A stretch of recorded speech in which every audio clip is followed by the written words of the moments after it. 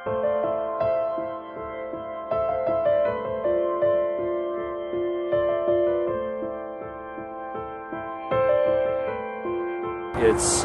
February 3rd today, and last night it got down pretty cold in the single digits, and we're here in a local community.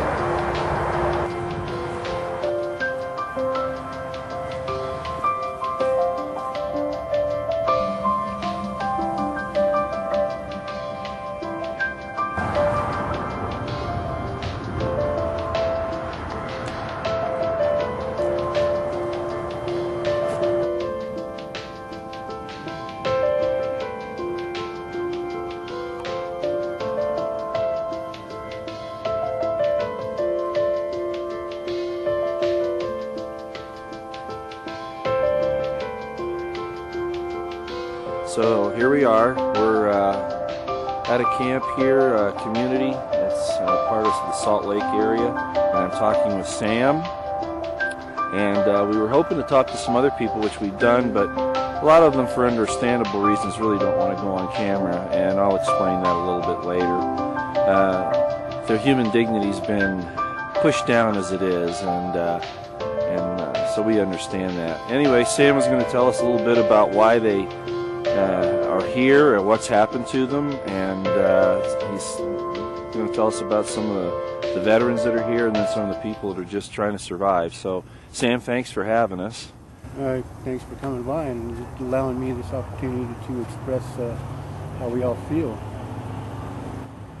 How did you actually end up here, and most of the people that are here? How did you know that it was here? What was it that made you come here instead of the shelter? Well, this is a known area for homeless. Oh. And several years ago, I heard on the news that they had a problem with homeless people here. And that's how I knew the homeless actually set up camps here. So this is the first place that I came to when I became homeless. How many people are in this area? And we were talking about on the other side over there too. Just this area, including that side there. Yeah. Well, we got a lady that's right here. She's new. She doesn't know anything about how to survive in a situation like this. This is her first time being homeless. This guy right here, he's a veteran. I served with him in the military. We can go and over and look at those a little bit later. This is my camp right here. I kind of was expecting something like this to happen to me, so I kind of bought camping gear that would help me get through the situation, because my military experience taught me how to survive in situations, in extreme situations. So that's my camp. It's the basic, how do I want to put it? The reason for shelter is for staying out of the weather, keeping dry, and keeping out of the wind. That's the basics for shelter. And you feel the military helped you do this, and yet there was a lady here that didn't have any clue, and you helped her to figure that out. So exactly. You've actually helped save lives. I would like to think so, yes. Yeah, I think that's the case. I think that's obvious. So work was hard to find, and some things happened to you, like have happened to other people. And well, because of the economy, I lost my job. Right. Because the construction industry just went all downhill. Right. And the only thing that's keeping Salt Lake afloat right now is the major project that they're doing downtown called Downtown Rising. Okay. That's what's keeping Salt Lake afloat right now in the construction industry. So there are a lot of people who are in the construction industry that are homeless as well.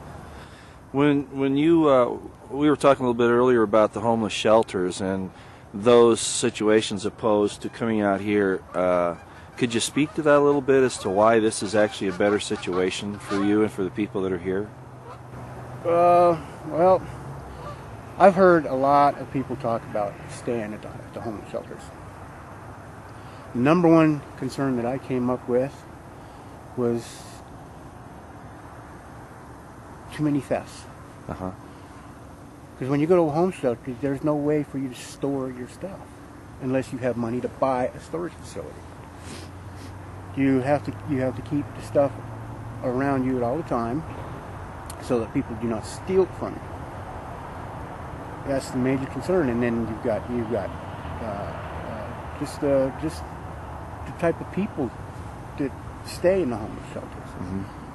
They're drug dealers, they're drug addicts, they're alcoholics, you name it. They need to get their fix, so they steal what they can to make the money so that they can buy their drugs and alcohol. And how about the way the staff treat you? Isn't it a human dignity issue? At least out here, you're doing it on your own, and you're feeling like that you're accomplishing something. Self-sufficient. Self-sufficient, right. You're more self-sufficient out here. You depend more on yourself than anybody else. And there is an organization, Volunteers of America, the Homeless Outreach Program. Okay. They're the only ones that come around out here to help the homeless. I've gotten sleeping bags from them. I've got blankets. They give out clothing. They give out hygiene kits. They've given me personally a really nice first aid kit so that I can help the people out here just in case somebody gets hurt. Mm. Well, why don't we do this? Why don't we go over to this other camp over here? I'll follow you over, and maybe you could tell us again how many people you have around here approximately. Okay, right here in this area, this immediate area, we've got 5. Yeah, I have 5 here. Yeah, that's including me. Okay. Okay, we've got this lady that's here. We're teaching her how to survive out here in the cold. Okay. And you can see that we got snow on the ground. Yes, it's winter time. It's been getting down to close to 0 out here, and you guys are keeping warm merely with blankets and sleeping bags, and yep, the way that you set up the tents. Yep. These 2 people are pretty new here. He's got the experience, like I said. He's a veteran, U.S. Army. We served together back in 1980 during the Iranian hostage crisis. She lost her job a few months ago. She wasn't married. She doesn't have any kids. But she's never been camping before. So she doesn't know what she's dealing with. She's scared. She doesn't know where to go. How old is she, may I ask? She's in her late 20s. Late 20s. That's a tragedy. I have a daughter in her late 20s, and I can't imagine her having to be out here. I mean, despite the fact that you're doing such a great job helping these people out, still, it's just difficult. It's not easy. It's very difficult. If you don't know what you're doing, then you could die of hypothermia out here. Right. Very easy, especially with the temperatures that we've had now. I don't know what the numbers are, but every year at least 1,000 people die in this country from hypothermia. And the shelters are overflowing, but you wouldn't go there anyway. The family portion of the shelters are overflowing. Right.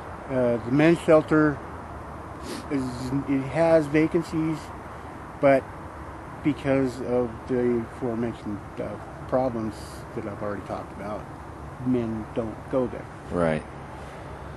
So, huh. And one thing I haven't mentioned is you have to check in every day now. They've changed the policy, so you have to check in every day to get a bunk. And you have to carry everything you own on your back. Out here,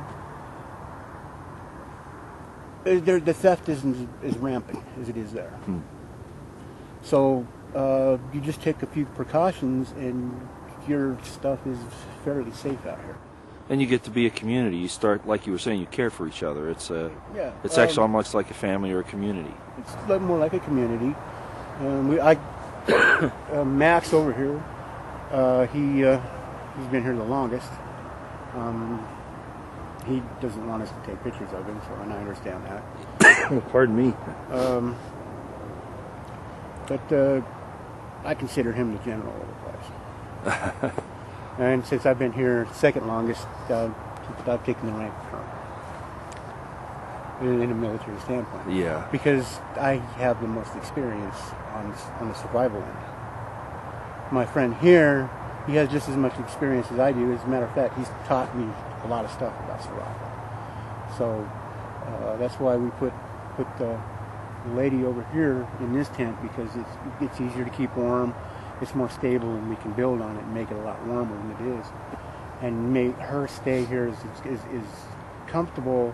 And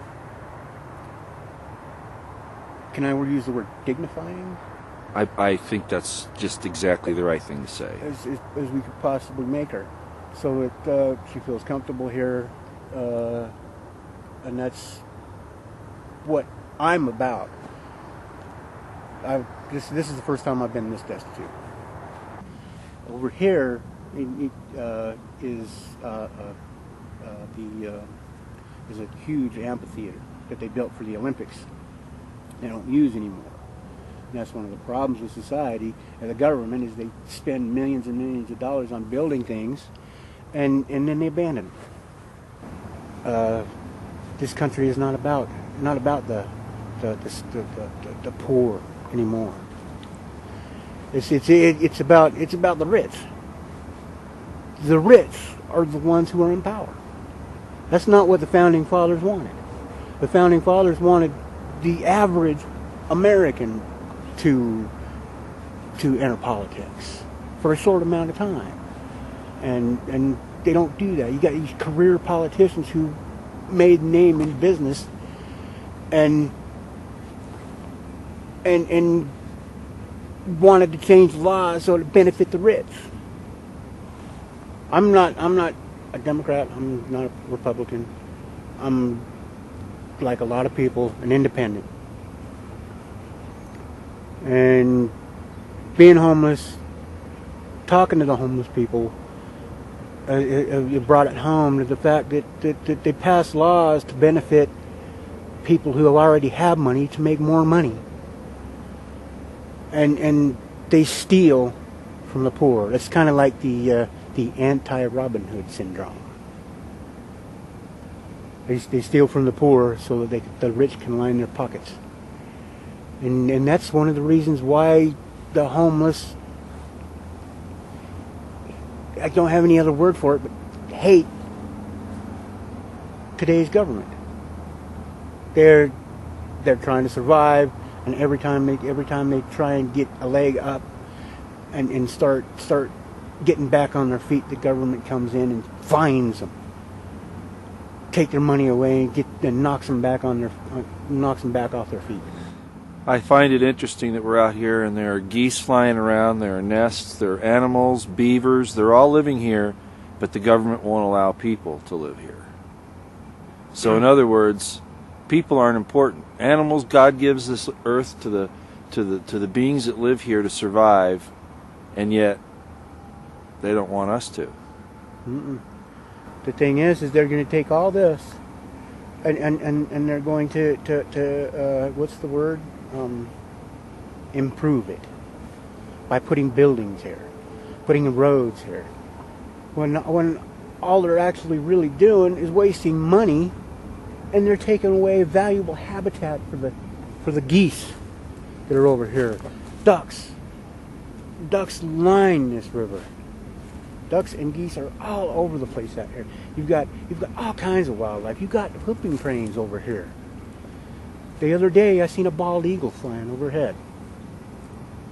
They want to take the habitat away from these animals so that they can build buildings that make money. And make people more homeless. Yeah.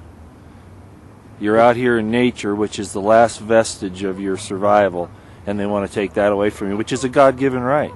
Mm-hmm.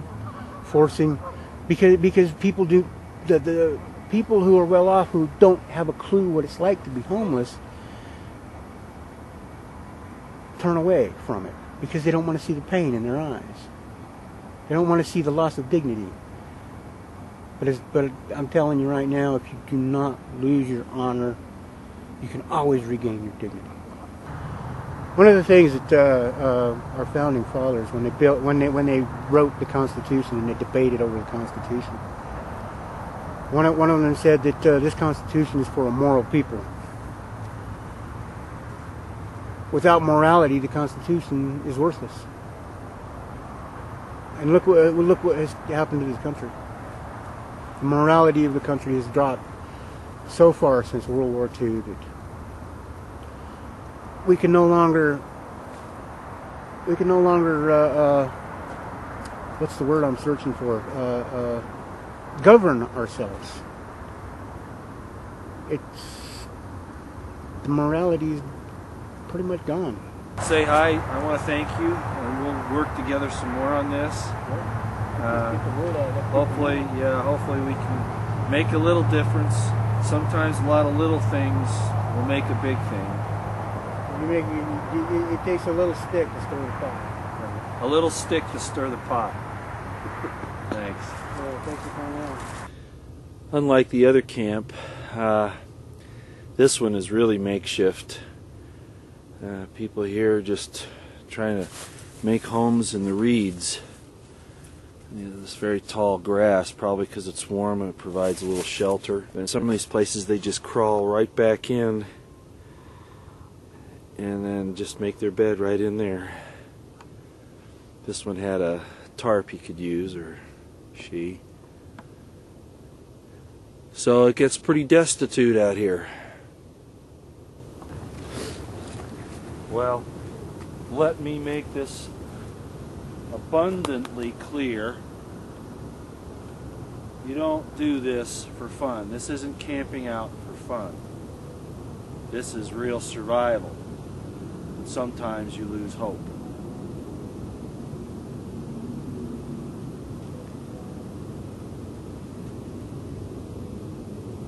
I'll show you the inside of this. It's a makeshift shelter made out of anything they could find. Wood, branches, looks like some sheathing, and a little bed inside. Not much to it, but it might be warmer than sleeping out under the stars.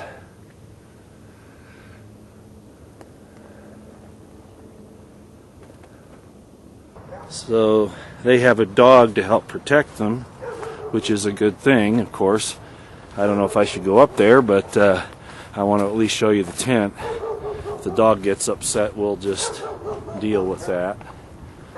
Hopefully he's tied up. That's a nice little doggy right there.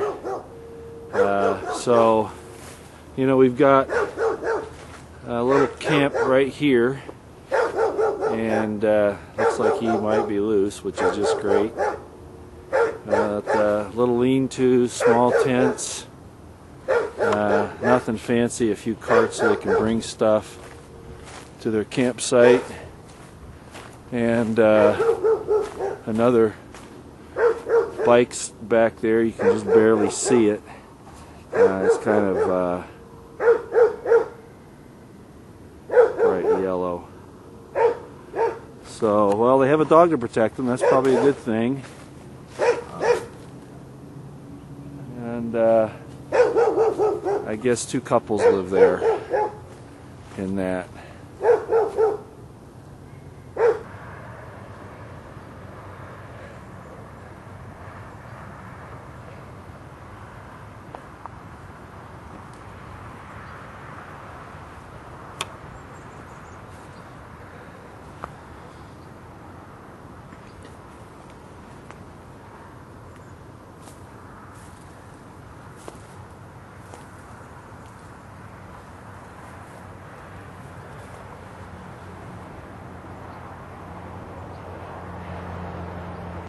Well, here we are on I-35 heading into Dallas, and there's this construction that's going on here. As you can see, a lot of stimulus money is being put into this, or they might be constructing something here, some type of a building, I'm not sure. Quite a bit of money in this little area right here. And what I found here was another camp right by the road, and two gentlemen live here. Leon here, who has been here for about 8 years, and he's allowed me to just come in and take a couple of shots of what this looks like. They have 2 tents, and it's a nice site. They've kept it up pretty good. We won't get too close to their homes here because we want to make sure that they have their privacy, but they do have a little canvas up here to kind of give them a little privacy from the road. So Leon has agreed to talk to us for just a couple of minutes, and he's going to tell us his story. And Leon, I want to thank you for letting me come in here and do this. It's very kind of you to let me talk to you. You might have to speak up and move a little closer because the microphone on here isn't real good. But I'd like to ask you, you know, how long you've been here and what you did before you found yourself in this circumstance, and anything else you'd like to say. Well, I've been out here, probably about 8 years, and I used to drive a truck, and I took I was a carpenter. And I'm still looking for work, and that's mainly what I do every day is I go out and I try to find work, but there's no work available, it seems like, and I'm just out just trying to survive. That's about all I'm doing. And how long did you say you've been here? I've been out here about 8 years. About 8 years, and you were telling me that you were in construction at one time, but but you haven't been able to find work because of the political situation, because of political situation. It seems like there's other people that want to work a whole lot cheaper than what they want to pay me, but I'm just as good, if not better, than some of those people. But I don't mind. I'd work for a minimum wage. I like to find a job somewhere. Do you have? I was here when your friend was visiting you a few minutes ago. So you have a friend that comes down and obviously brings you some things from time to time. Yeah. He seems like a very good friend. How long have you known him? I've known him for about 10 years. Okay. And your other friend that stays with you here, what's his background? About the same way. And he hadn't never been no truck driver, but he's looking for work too, and he found him a little part-time job today, and so he went over to work on it today, and he might be back tonight, or maybe tomorrow before he gets back.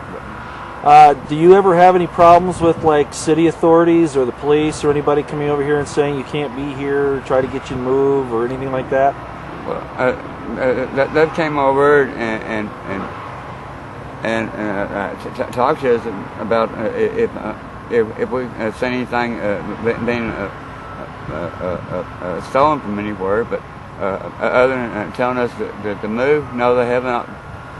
Well, that's very good of them, because you know the weather here is pretty good. I've been to some other places where it's been really cold, and you know the people have nowhere else to go, and they'll tell them to move, and yet they can't go into shelters because either the shelters are full or they just can't get their stuff back and forth. So it makes it difficult. Well, Leon, I want to thank you, and hopefully this will give you a little bit of a voice so that you can kind of tell what's been going on, and I want to thank you for your time. Well, I appreciate it, and I'm glad people like you out here that will want to help the people like me out here, and I really appreciate it. Well, we appreciate you, and God bless you. Okay. God bless you too. We're outside Denton, Texas, in a park woods here, and bikes, of course, are the main means of transportation. And I've called around. Nobody seems to be home right now, but this is obviously a camp where quite a few people live. Hopefully they're doing okay. It's pretty orderly, actually. They have firewood. I guess they let them stay warm here. Temperature's about 68 degrees, and I don't know how many people live here. I called out and nobody answered, but you can kind of see from the area that it's pretty remote, even though it's right next to a city. So Anyway, maybe I'll try to come back later and see if I can talk to somebody. And this is still in the same general area. There's a kind of a clearing spot here, and there's another one right there where obviously some people are living, and I'm going to try to make contact with them, see if they'll talk to me here.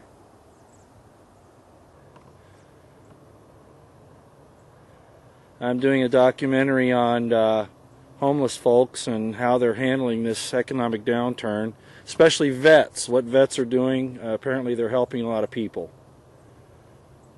I'll be back again tomorrow if you want to talk.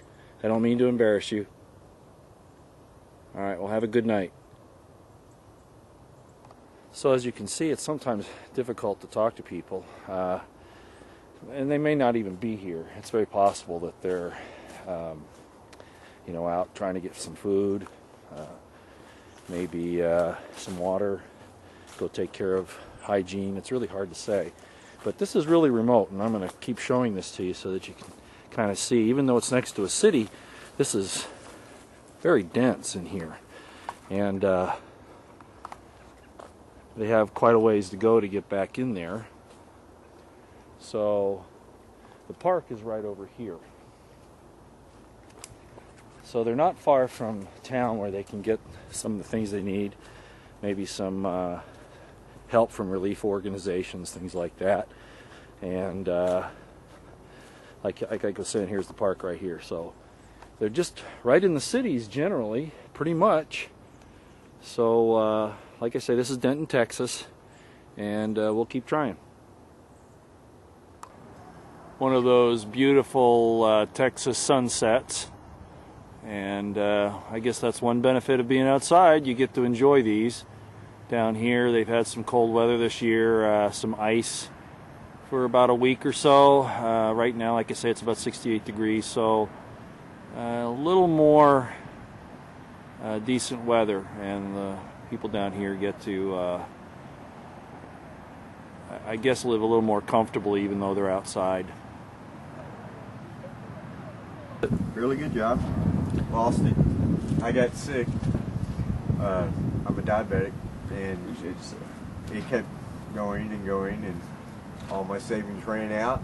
And like I said, I lost my truck, lost my motorcycle, lost my dog, and lost my apartment. Boom.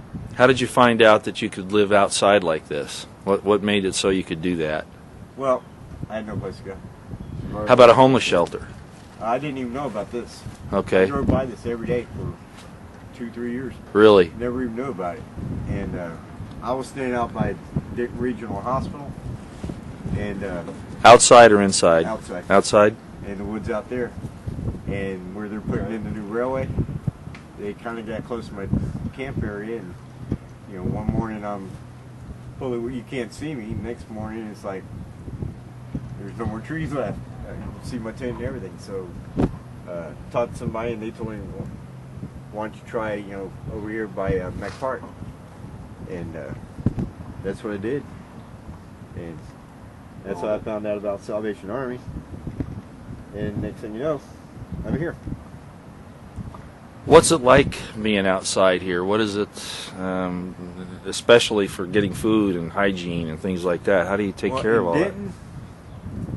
Denton, as far as food goes, you got the shelter, you got St. Andrews, and you got Shepherd's Hand. ICC. Well, as far as food. Well, yeah, but they throw shelter in for. Yeah, and they as far as shelter, the way the Salvation Army goes is you got 5 days. If you're working, they'll let you stay longer. But if you're not working, or like me, you can't work, after 5 days, you have to go ask for an extension, and that's pretty much. So you find yourself here because this is just. Well, what about when it gets cold? How do you stay warm? Well, I got lucky. You guys dropped down below zero here about 2-3 weeks ago. They had ICC. The shelter was open weather nights, and I got lucky. I went to the hospital and things didn't work out, and they ended up putting me in a hotel. Some friends of mine. I mean, we all had, lives before all this happened, and then I guess really, I mean, like I said, mine was, I think it was my God's man, taking for granted what all I had at the time. Well, that's really impressive that you look at it that way. And do you see yourself pulling yourself out of this pretty soon, or what do you think? I'm trying to advocate for all the homeless people. Oh, good. Stuff like that, helping. There's Miss Betty is she works for the ICC. She's like a liaison, but she's trying to open up a shelter, but she don't have nobody to help her financially back. So one of the things I'm trying to do is hopefully find somebody out there that might help her financially back and open a shelter, because see, she don't believe, like when she heard that Salvation Army wouldn't take pregnant women, that threw her off. Now, why would that be? That would seem like that'd that'd be a liability. So where's she supposed to go? Well, that's the thing. Don't really care. Yeah, I mean, because, you know, dude, I mean, if anybody should get first top treatment, it should be a pregnant person. Oh, absolutely. Or like the elderly people. Or Oh, he points at you, Russ. Well, Andrew, what brought you here? I mean, if you don't mind discussing it's that. a lot of my own doing, really. You know, like at 19, I've been partying. I was in the house. I was doing telemarketing jobs. Okay. I was doing that for about a year, just partying all the time, not really saving any money. And when it came down to it, a couple of people that I was staying with were supposed to pay me rent. Instead, moved out, left me alone with the bill, lost my job, and was one paycheck away from being on the street. And I realized what that meant. You know, I didn't have any savings, didn't have any way to pay the bills, so I was out. Any people who have carpets, walls, any stuff like that, enjoy it, because at any minute it could all be gone. You know, the people you see on the streets, the homeless people, don't just assume that's a lazy deadbeat or alcoholic, someone that just can't function in regular life, because it really can't happen to anybody. I mean, you can lose your job, you can be laid off, it does happen. No matter how much you make a year, no matter how secure you are in your family, it can happen to anybody. And you can be 1-2 paychecks away. You know, if you don't have your savings, you're out here, and you know, you'll learn what it's like. This takes guts on your part. Right. Well, thank All you right. very, very much, Steve. Thanks, sir. Appreciate Thank it. you. And Andrew, you get yourself out there, okay? You got some good guys here that are. Yeah, I'm really impressed with the shared a lot of community. their wisdom with Every me. one of these things, I got to tell you, when I was up there, I'll stand over here and tell you this, and there's probably some truth to this. I'm over there with Leon the other day, and over by the railroad tracks there, and he says his friend is there bringing him some food and some bread, and his friend says, you got to be careful out there, you get your head knocked off by one of these guys. But you know, I'm not seeing that. Still around Denton. This is quite an extensive shelter here. Construction close by. I'm going to see if anybody's here. This is just a chance to give you a voice, that's all. It looks like you lost your dog here.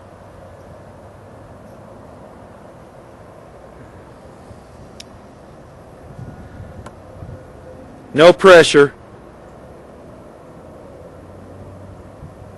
Well, have a good day.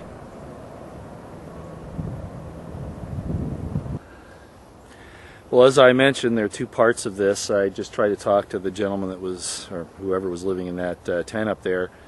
And I have two considerations, obviously. The first is their privacy. You don't want to walk into somebody's home or near it without announcing yourself somehow. And so I try to abide by that.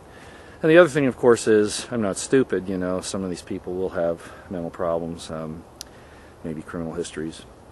I'm prepared for that, especially being out here alone. I'd have to be. But this is another fairly thick area, as you can see behind me. And there are supposedly some other people in here, so we're going to look around and see. And so we're here in Galveston, Texas, and we're speaking with this gentleman here who is on the street. He started a business of taking care of trees, and I'll let him tell his information here about what happened the last few years.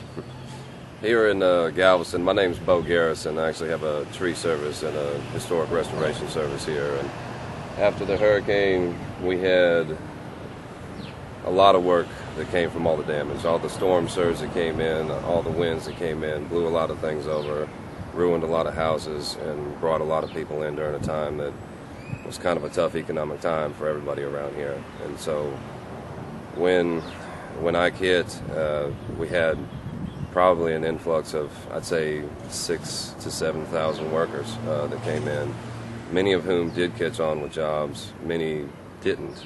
Those who didn't, meandered about, and then as the work started to finish and everything dried up, there was no place left for them to go. They didn't have the funds to get anywhere. They didn't have the means, the opportunity to go to work and try to get themselves back home, and so many of them ended up here without a place to stay.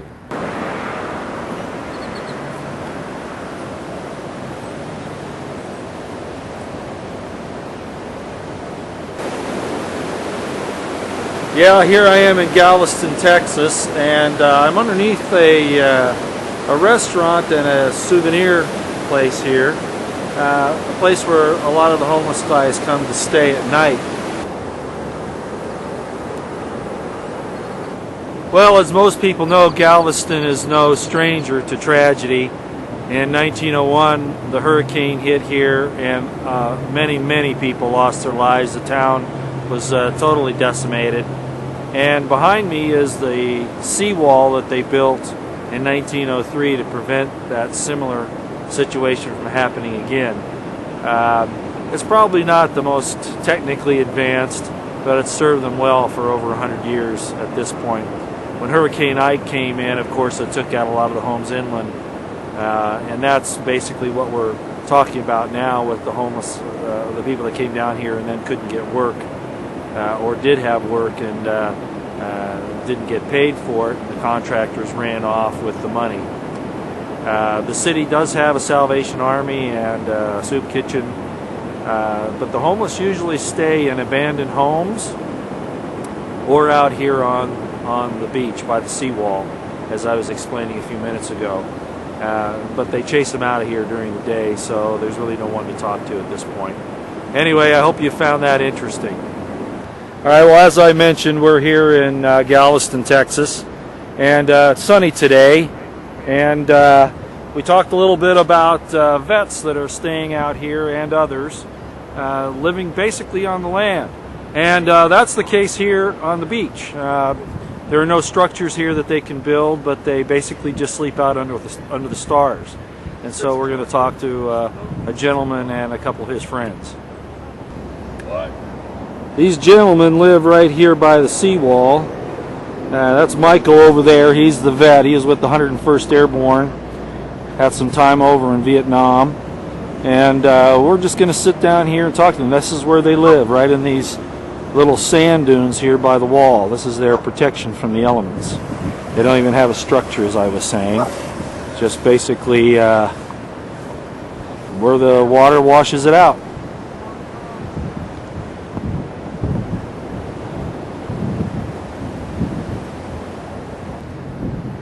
Hey, I'm an airborne ranger. I want to say one thing left to y'all. Welcome home, fellas, and make it home. And don't give up, whatever you do.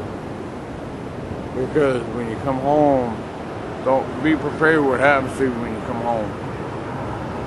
They might disrespect you. They might not. But welcome home, brothers.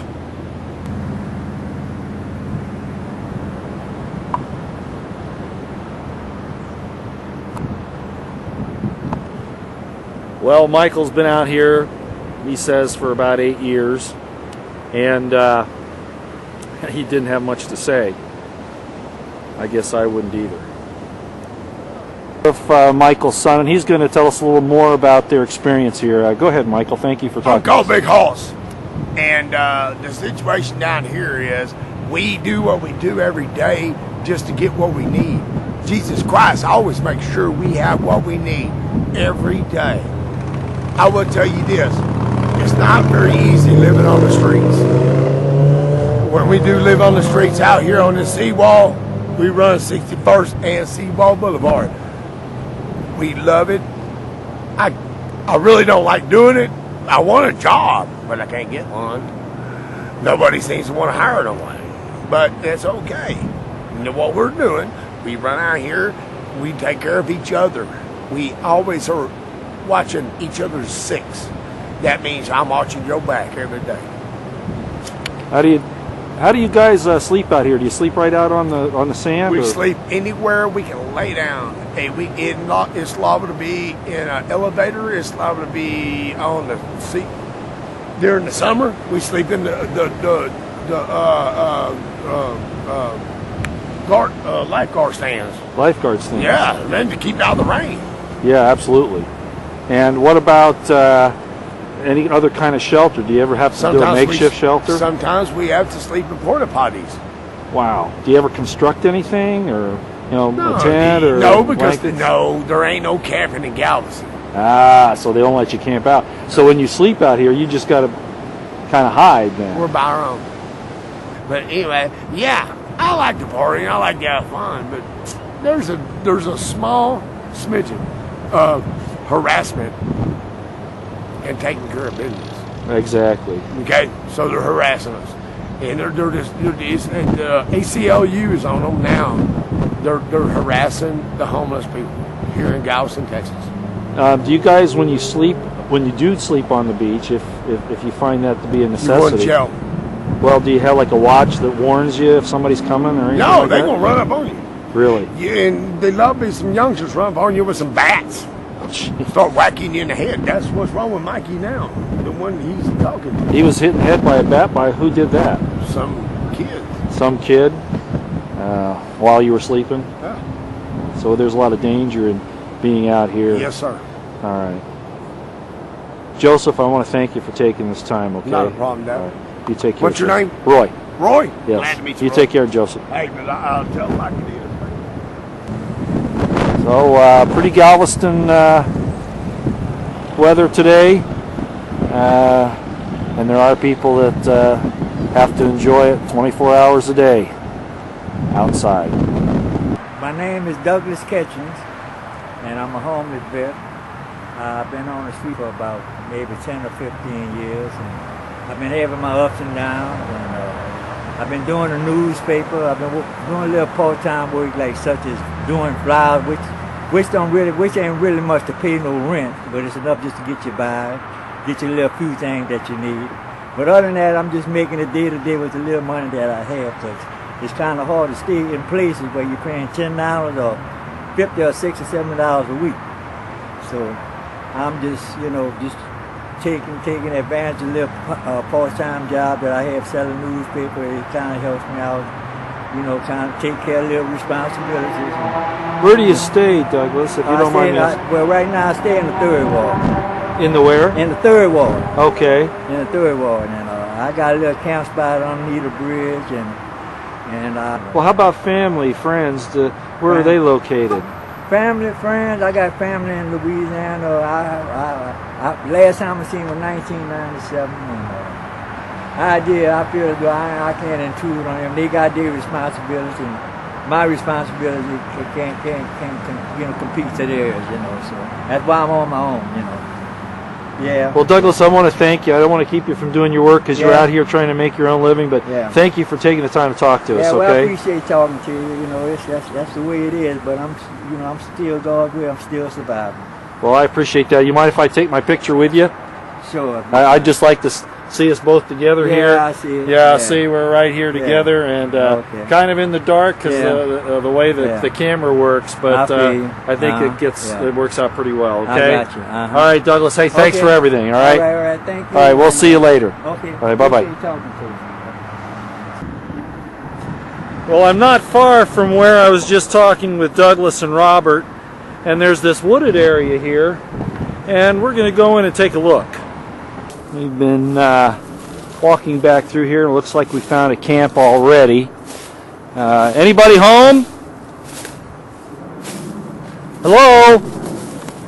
Anybody home? Obviously somebody is camping out here, and they're not here right now. At least I don't see them, but we're going to look around and see if we can find them. One of the things that I look for, and it's just human nature, is that try to find paths or easy ways in and out. These people are having enough trouble. They don't want to have to go stumbling through really, really heavy brush, even though they want to be in it. And so I found this path here, and we're going to take it back a little ways. That's not far from where that other tent was that I found a few minutes ago. Had to get a hat on because there are ticks in the area, so try to button up a little bit. So we've been walking through here for a few minutes. It looks like I found something up here. I'm going to call out here in just a minute.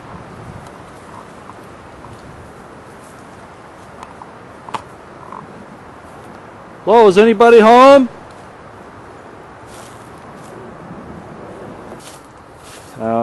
We're about 300 yards into the woods. And anybody home? Trying to announce myself so I don't surprise anybody. This is a fairly big camp, actually. And it's funny, I've almost got a sixth sense for these things. Or maybe it's just that there are just so many of them. And that's certainly a possibility, too. Anybody home? I'd love to talk to these people while we're here. Oh, we got a big king-size bed here. You can see that.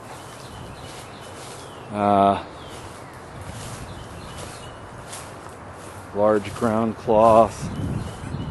Quite a bit of trash here, but as I pointed out before, these people will use these things for their benefit. They'll always find something they can use. Somebody's made a very small shelter there. They still have their socks in there. Looks like it's some type of a glass box, and they've put material on the top to try to keep in the heat. Now they've made like a clothesline here, I'm sure, to dry things as they got wet. Yeah, these guys are definitely still here.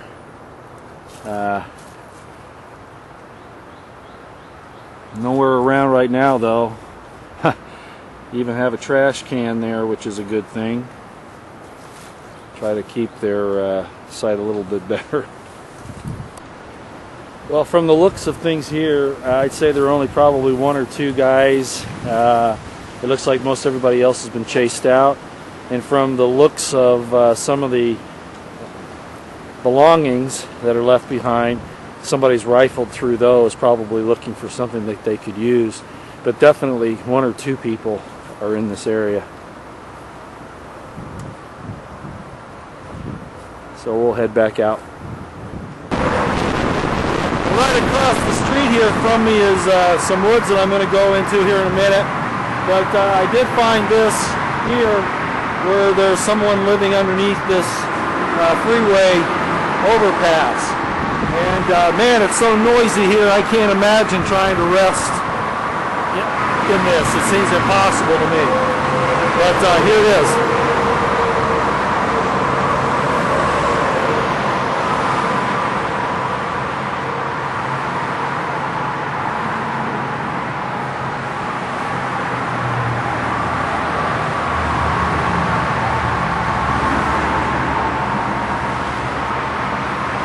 I would surmise that that's the bed up there. Could you imagine falling out of bed from up there onto this?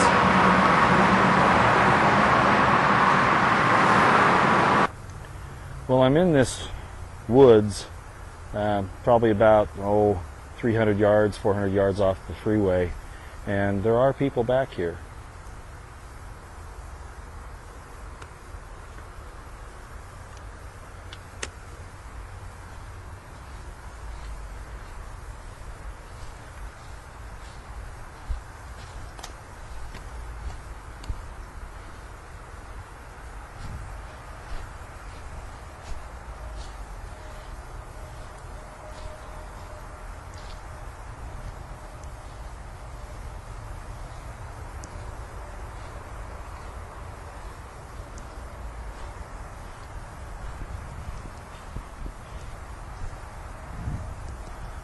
Oh, is anybody home?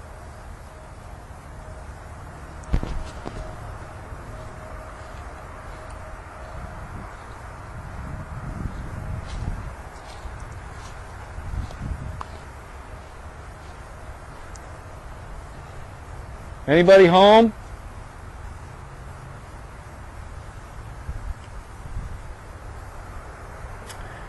I understand that at least one of the people that's back here is a guy by the name of Frank. Obviously not here right at the moment.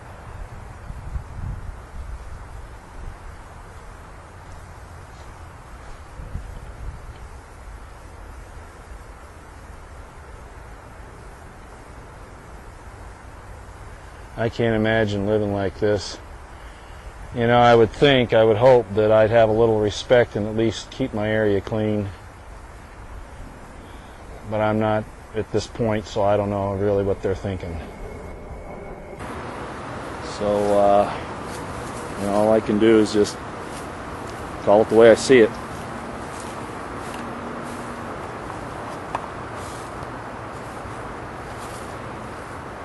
Anybody home?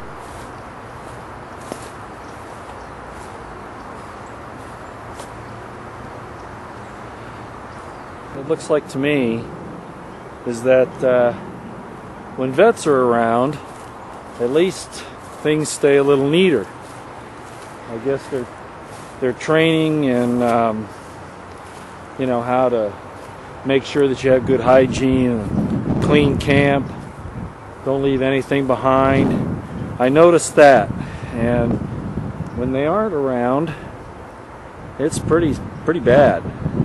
I can't tell you what some of these tents and some of these mattresses and things smell like. It's putrid. You wonder how human beings can live like that. Obviously, they don't live very well. Probably get sick quite a bit.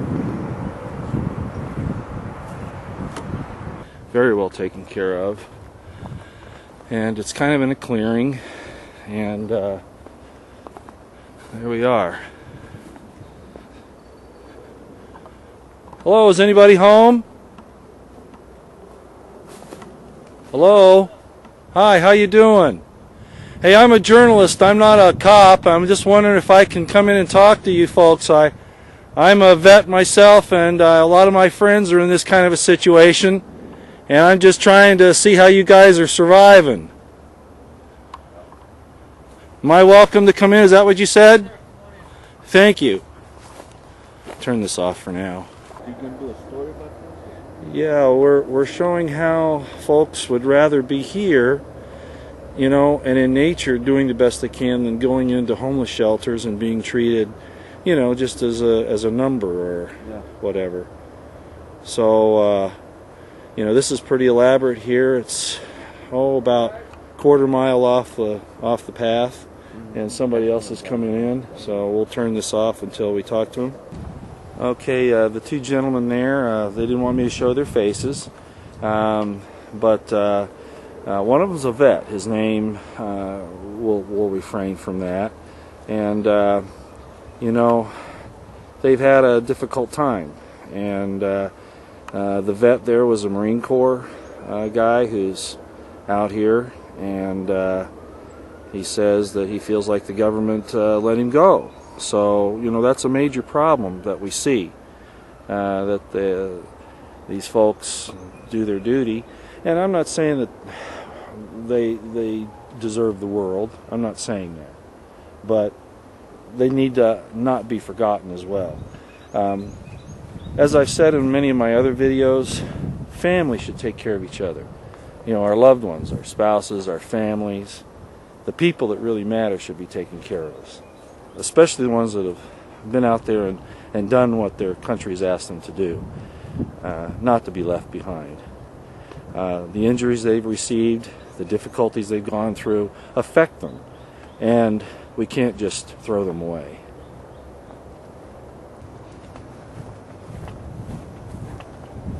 All right, we're in another part of this woods where there have been several camps, and I wanted you to see that there's some folks here, and they live right here in this small area. They have a little area where they have a campfire, and this gentleman here is Todd. He doesn't object to being in the show here because he's done a little bit of work on documentaries before.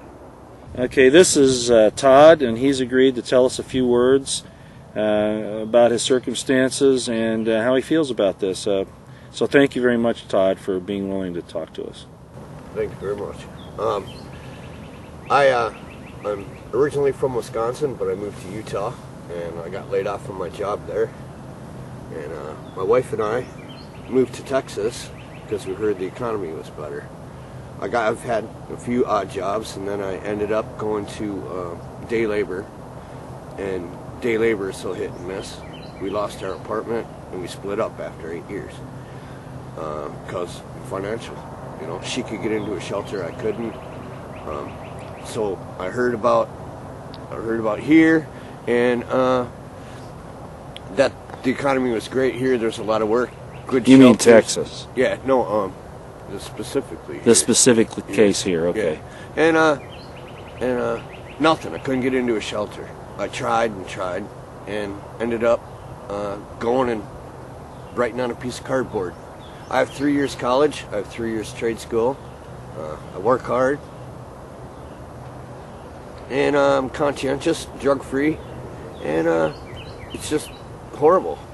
You know, it's nobody can imagine unless they had to do it themselves. We live in complete hostility.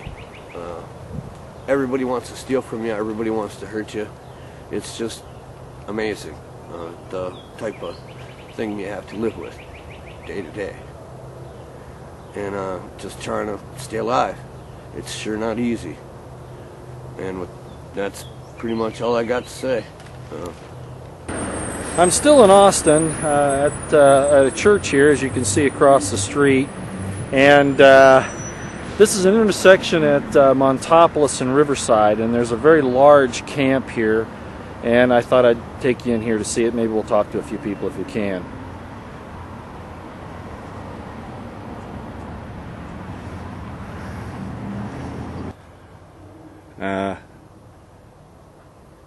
Interesting area.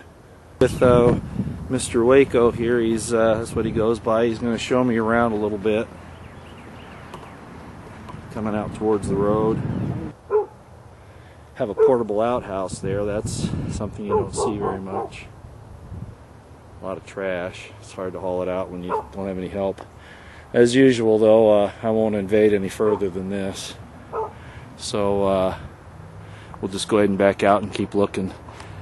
As I said, these folks here, man, it's hard to get them to talk even if they're here.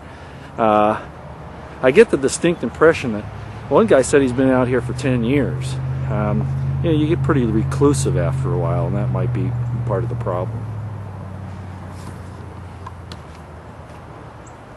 Hi, my name is Saleha Leal, and I was born in Austin, Texas, and my mom and dad were very abusive, would be the way to put it, and I was put into Child Protective Services, which is the government that takes in charge of the kids.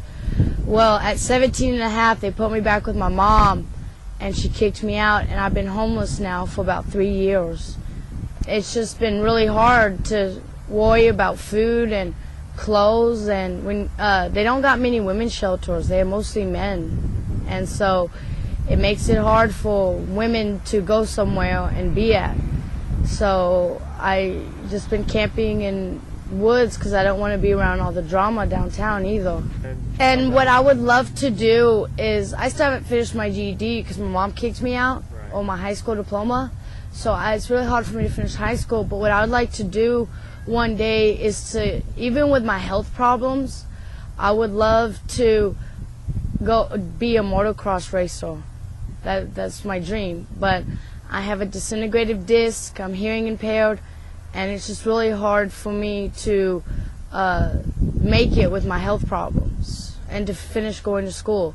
But that's what my dream is. The people are very hard because I believe that there's people that, you know, got themselves on the street themselves, but there's a lot of people who never asked to be on the streets either, and that's why they're very hostile, because they feel like nobody gives a care about them. And because of that, I believe that's why people get into the drugs and alcohol, is because they're so upset about nobody caring about them, and they have no friends, no family, no nothing like me. They start turning into drugs and alcohol, and I'm over here fighting to stay away from all that. But at the same time, you know what I'm saying, I've thought about it, because it's an escape. it's an escape from all the pain, and a lot of people don't know how much the pain is to have nobody. And that's why a lot of them is hostile, because, you know, they've learned where no one's going to care about me. They have all this anger built up. I would like to know that people know that CPS is very abusive and neglectful to their children. And there's a lot of, since I've been out on the streets, I've run into over 100 people I knew in CPS. That's you there, and I just want to shake your hand and say thank you so much. Very few people are as courageous as you are.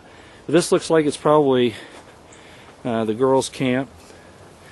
Not bad. They're going out to see if they can get some money. They've done pretty much the same thing everybody else does. Put a tarp up over the tent to give it a little extra protection from the elements.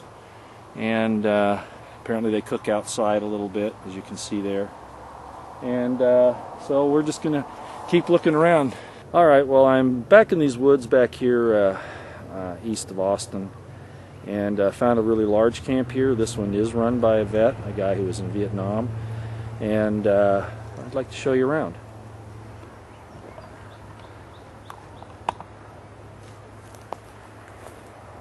Have a windbreak there, and have several tents here. They've made it very much like home, and have a little bridge here over into the main camp. American flag hanging as a welcome. This is up on the little brook there, and there's a tent up the trail on that side. And the guys are right there having a chat right now, and we're going to go up there and have a little discussion with them. American flag, as I said, greeting you. They've been here for a number of years, and we'll let them tell their story.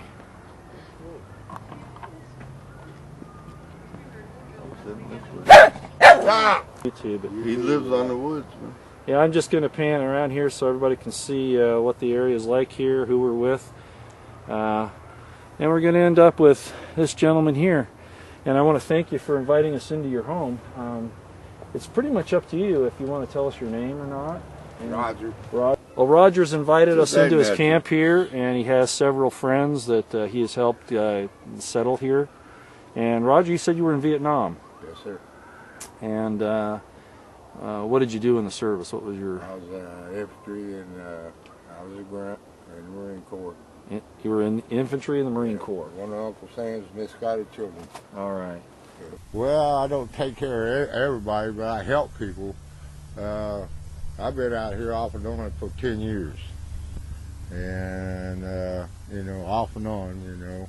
Ain't been gone long, but I've been down here for quite a while, and I love it down here. And I do help people as much as I can. And, you know, I've taken a few people with. I didn't even know they needed a place, you know, I had an extra tent, so it's all good. How many folks do you have in this area with you right here now? Oh, wow, let's see, 2, 3, 4, 5. There's another camp up here. There's about 5 people. About 10 people. About 10 people? Yeah. Filter too. Yeah, I counted them. All righty. And you prefer to be out here. Can you tell us why you prefer to be out here rather than, say, you know... Well, I was born in Kentucky and grew up in Illinois and lived up and out in the Rocky Mountains for quite a while, and I just love the outdoors. You know, I can get me a place. You know, I can afford a place, but I just like it here. So instead of paying people rent, I help my friends out. Give them, you know, with my money, right, you know, that I get from the VA. So, and I keep enough for me to get through the month, you know. I got plenty of food. I got everything I need. Afghanistan. I want to introduce David. He just came up into Roger's camp, and he's agreed to tell us a few things. I want to thank you so much, David, for doing that. You're welcome. And it's your time. I'm waiting on your questions. Well, how long have you been out here, and why do you live here instead of in the city? Peace and quiet. Bottom line. And how long have you been doing this? 9 years. 9 years? Yeah. And do you have any military background? Nope. What was it that you did before you came out here, or maybe you're still doing it? I could hit a golf ball through a keyhole. So you were a golf pro? Yep. Or striving to be? No, not striving. You really were? Yeah. That's but pretty I got neat. stupid. I'm not sure I know what that means. You get stupid. You want to race You motorcycles. fell off- Oh, fell you off race- the back of the boat. It's Ah. stupid. I wanted to race motorcycles too. I see. And what happened? That kind of messed up your game, or? The whole left arm, whole left side. Whole left arm got run. So you were a golf pro, got on a motorcycle, and you were racing motorcycles? Is that what you were doing? Or? Yeah. And you Team had an Honda. accident? And I'm sorry? Team Honda. Team Honda. Wow. So you've got a real professional history. Yeah. How about family? Do you Pretty have much educated too. educated? What's your education? You could do a crossword in 15 minutes. You messed me up now. So you can do. You've been a golf pro for a number of years, and you got injured in a motorcycle accident. But you have some education too. You want to tell us about that? Because a lot of people think that, that folks out here aren't educated. But I ran into several hundred of them in Sacramento who live along the Sacramento River. Oh, yeah, college. Yeah, Professors. college See, I don't professors, have no doctors. education. Yeah, doctors, lawyers, I mean. I learned hands-on. If you're asking me to polish my own pencil, I'm not going to. It's not that. It's because I want people to know who you are. But I'm damn good at what I do. Okay, well that's good enough for us. And I got 3 rules I live by. Don't lie, don't steal, and don't cheat. Exactly. And if That's my a friends, brotherhood. need something, and I've got it, and if I don't give it to them, then I'm a worm. We'll get Do unto back. others as you would have them do to you, basically. That's how you survive. Golden rule. Golden rule, yeah. I read the Bible. I applied for 27 jobs within an 18-week span. And the first words out of their mouth was, if you can't speak Spanish, we can't use you. There you go. I was And just I Does can that do the get brought up job a better lot than too, they Roy? can do. Yeah, bilingual, man. You gotta be bilingual. Roy, does nowadays. that get brought up around here a lot? Or? I'll tell you guys, I mean, it's been we're brought up a being lot. truthfully. You are. You brought it up a lot. A lot of people have complained about this. A lot of people have lost their jobs. One guy in particular was a guy who was a cook. He was a very good cook, and he was making $9 an hour. And they gave the job to an illegal alien for $6 an hour, and they fired Yeah. him. I've been homeless for 10 years, and I just turned 31, but I got my own particular situation that I'm embedded in as far as my own crisis that I've become into contact with and had to learn how to strategize and overcompromise to deal with the ordinary functions of life, But if I could tell anybody anything, I would tell them take strides matter hand by hand. Focus before you be aware. That's it. That's outstanding. That's actually profound. Thank you. And I appreciate that. And this is the reason why I wanted to come out here and tell this story, because I think you all have great things to say. There's a lot of good information here, a lot of life experiences, and obviously a lot of good philosophy. But we give more money overseas than we do to our own people. Would you say that's true, guys? Yes, sir. Yes, sir. So why do we do that? Why do we give more? An essay. Yeah, you could write an essay. You could write an essay on that. So why is it that we do that? Is it because it's great foreign policy to make sure we have friends overseas, but we forget about our people in our own backyard? Power. It's about power. Yeah.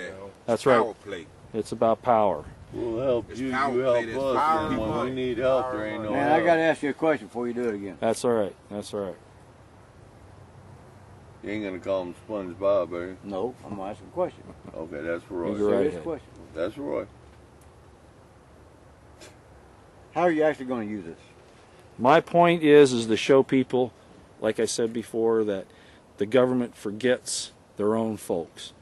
As we just brought out, they're so concerned about establishing foreign policy, we send millions and billions of dollars overseas, And yet we've got people here that we could be taking care of, number one. Number two, that there are vets that have been separated from their families, their friends, they've suffered injuries, some of them severely, and we forget about them. You know, they come back. Typhoon this morning that hit Japan. Yeah, they come back. Are we going to spend $1 billion on Japan now? Yeah, probably. But that's the point, you know. Pissed me off, man. So what I'm using this for is to show. I'm sorry to hear that. So here's the point, you know. I'm going to use this to show people that the folks that are out here aren't what they have in their minds, which is drunks, derelicts, drug addicts, that they're not good for anything. That's what most people think. They want to talk about cruise ships, you know, going to the casinos. They want about expending lots of money at restaurants, and that's what the media shows, is all the stuff that makes people spend money. You know, go out there, and then they forget that there are people that are having to live like this. Now, you can't help everybody, but you can't forget about it either. Yeah, but we live better than most people. Oh, I agree. Actually, you're very true. We stand up balls to the wall. Some people probably envy us, man. Yeah. If they pay off. We don't let nobody go hungry. Right. And a lot of those people out there would. Times now you got to run some asshole off. Right, sure. I hope you got that thing. It's okay. That's on. It's bleep. Well, bleep. I didn't mean to say that. No, those words are okay. There are a couple that you can't use, but those are fine. We take care of ourselves. You take care of yourself. That's the bottom line. Right. You know, and you take care of each other. You know the definition of homeless? And other people, they don't know. I help people. How about that person that owns that $1 million home and he's got a big old loan and he pays on it every week? He's homeless because he don't own that home. Don't want to own home. We own our own homes. We should be, you know, not homeless. But them people work from week to week. We've all got an agenda. And that agenda is? Help each other out, man. Absolutely. Help each other out. Something little. You know. Well, guys, I want to thank you again for your time. I didn't want to take up too much. I just want to make sure that you know that I'm doing this because I want people to know your story. I appreciate that. It's important. So I hope you all have a good day. You too. Homeless camp. Homeless camp. Be safe. Thank you, Dave. Thank you, Paul. I appreciate that. Well, you be watched when you leave. I'm sure I am. Doug's going to chew your pants like this. Here we are. Quick, Doug. Knock it off. Pick him up. We got one dog here with us, and he's taking care of everybody. Anyway, these are my friends. I want you all to meet them, see us all together. And these are great guys. Good luck, Paul. Love you all. Whatever you can do, God bless. Thank you, sir. That's all right. No, he ain't got that. We're pretty close. Take care, gentlemen. Come on by, Roy. All right, thanks a lot.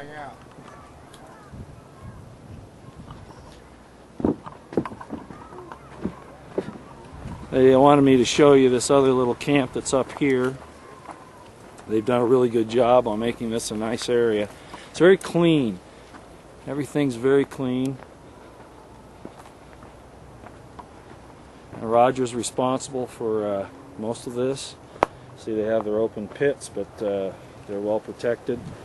Large tent there for a lot of folks, kind of like a living room. There's a little dog that protects everybody. He's bitten my shoe a few times, trying to make sure that he knows who's boss.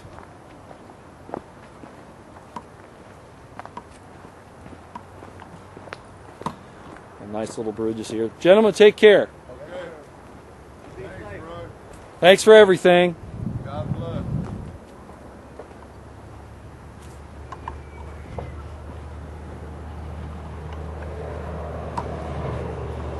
So I think that was pretty beneficial. And we're about 200 yards off the road. So interesting day.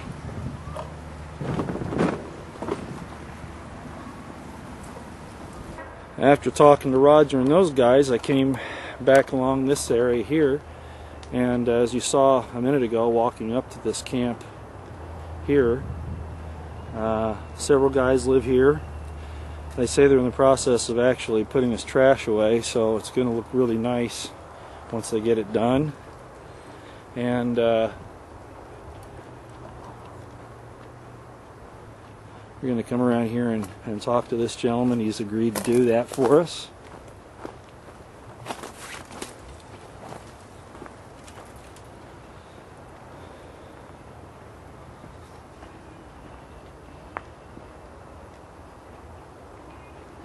Looks like you're having some beans. Oh, yeah. And could you tell us your name, sir? My name's James Bourgeois. James. And how long have you been out here? About 3 years. About 3 years. And you're just getting ready, you think, to move up to a little better standard of things? I've gotten on the list of the Fishes and Loaves program. And if you already have an income, and they do everything right there, believe it or not. They do your background check there. They do your fingerprint and everything. It's all right there. And then they told me that I didn't have any problem. I'll be number 11 on the list. Great. And that was yesterday around 3 o'clock. So I love the woods, man. I mean, I grew up in the woods of Mississippi and Louisiana. I mean, this is home, man. This is what I feel is home, but I'm getting ready to go on because my wife just passed away a couple years of bone cancer. I'm so sorry. So right here where I sit, and I look up at the heavens thinking that I'm doing the right thing, and she's smiling at me because she knows I'm actually trying, and there's a lot of people looking. We're here with a group of friends. They come down and visit Waco over here and his girlfriend Rhonda, or is it your wife, Waco? I'm sorry, which do you? Both. Okay, we'll go with that. And Rachel lives here as well. Mitch there and Tag come down here, like I say, and help these guys out. Both Tag and Mitch are veterans. They come down here to make sure that Waco is doing well. And we have a homeless dog here too. His name, or her name I should say, is Aries. Aries? Aries. Okay, yeah, Mitch says it's Aries, and they've had her here for about a couple of days. No, it's been a lot longer. A lot longer than that? No, just 2 days here. No, she came here Sunday night. Sunday night. Alrighty. Okay, And I'm gonna come and get in the picture there. I'm gonna come on around. Stand up. Let's everybody stand up. Well, it won't get you to stand up because it's made for where you're sitting down there. So here we are, and I'm here with these guys. They've given me a lot of good leads, told me a lot of good stories, and I just want to thank you guys. Thanks so much. Appreciate everything you're doing. God bless you. Bring your ass back here. He said, bring my ass back here. You know what?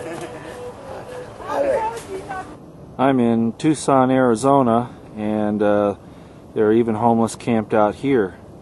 Of course, this would get really hot in the summertime, and you have to make your home with rattlesnakes and scorpions. There are about 6 or 8 people in this area, I believe. Little area here to cook in, eat.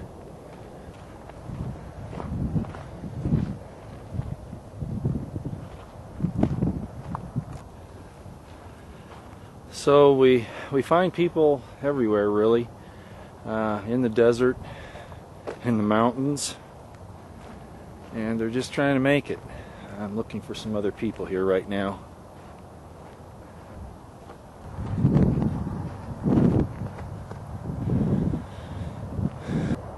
They're all out working. I guess I gotta hand it to them. Gotta hand it to them. Here's another camp here. Let's see if we can talk to anybody here.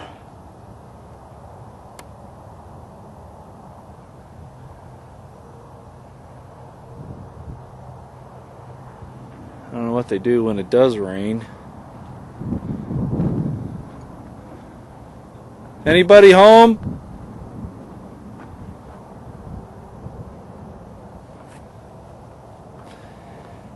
Well, I'll abide by my rules. I won't go up any closer if they're not home, just like anybody else's. You want to be secure in your possessions, what little you have.